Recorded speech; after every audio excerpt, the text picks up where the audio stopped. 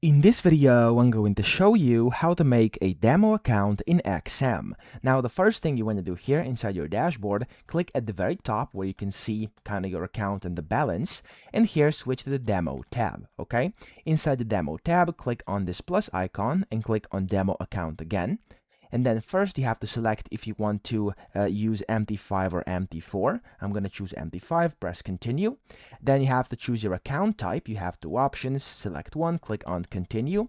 Then you have to customize your trading account by basically setting these settings over here and then press continue again. Set your trading account password, which you will use to basically sign in to the MetaTrader platforms. And after you do that, press complete and your demo account will be created and you'll be able to see it over here on the list, okay? If you want to know how to actually then connect that to either MT5 or MT4, I have tutorials on that on my channel as well, so make sure you watch that too. So that's it. I hope this video helped you out. If it did, please subscribe to the channel and help me out as well.